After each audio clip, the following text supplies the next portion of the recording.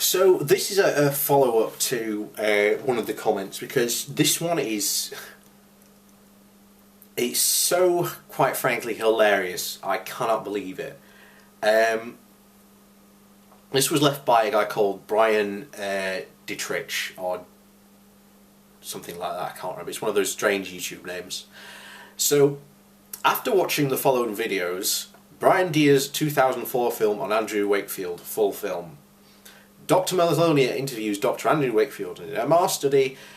Brian Deer and the GMC Selective Hearing BMJ journalist. I've come to the conclusion that Brian Deer may be working for the government and possibly Big Pharma. Okay. Except, again, as I've said before in my last video, all the allegations that Brian Deer brought up and proved were true about Andrew Wakefield were not discredited in those two other videos. And the fact that, again, Andrew Wakefield sued Brian Deer and is trying again to sue him in America shows that Andrew Wakefield is not doing this out of a general ethical concern, because if he did, he wouldn't be trying to sue him in a court of law. He'd be in a laboratory trying to prove that his theory was correct. Except, again, you have, Wakefield's own lab said that there was no link between MMR and autism. And yet Andrew Wakefield still published his paper. There are just these, coincidences, that are just insane. And yet you get people like this.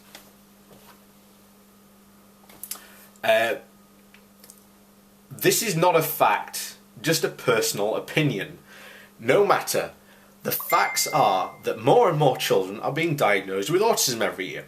Yes, because birth rates are going up.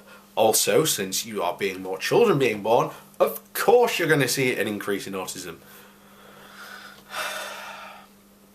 And this began soon after vaccines have been made mandatory.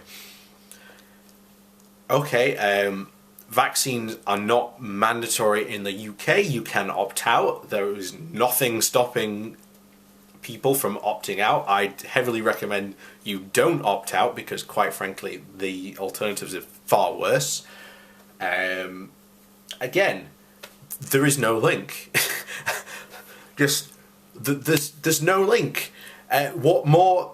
There are hundreds of thousands of papers and hundreds of scientists saying exactly the same thing as I'm saying, and yet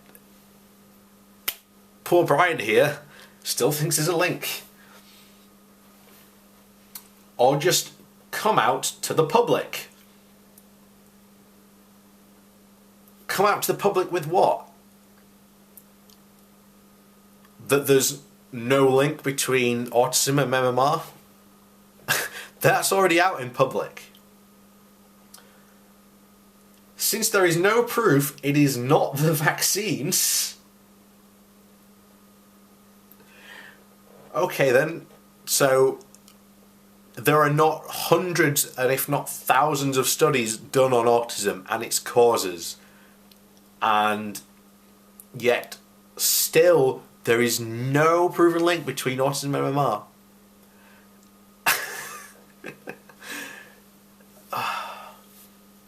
And only the pharmaceutical companies are doing their own research. That's wrong. Pharmaceutical companies are not the only ones doing the research. There are government research labs. There are independent research labs. There are even universities doing this research. So there are more than just, big pharmaceutical companies doing this research. I personally feel they should be stopped.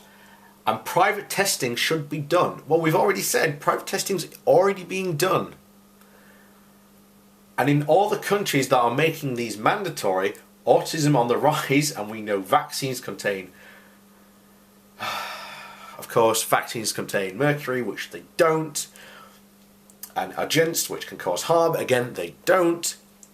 There are really, really rare cases Like, we're talking like less than 1%, and even that, you're talking like less than 1%, where a child might have an adverse reaction to, you know, a vaccine. And yet, we should stop this incredibly good public health program because less than 1% might have some form, you know, adverse reaction. And this is how you end up with a resurgence in mumps, measles, rubella, possibly a return to smallpox. You know, all these diseases we got rid of through vaccination. We would see a return of. And all of a sudden, why? Because we're not vaccinating anymore. You know, they bang on about, oh, you know, herd immunity. Well, I'm sorry, but you need at least 95% of your population to be vaccinated for herd immunity to be effective. And because of this whole vaccine and, you know, MMR scare that Andrew Wakefield caused, it dropped down to about 80%. And what has happened in recent years? Oh, someone's got measles. Oh, you know, what are you to say to these people? You know, sometimes.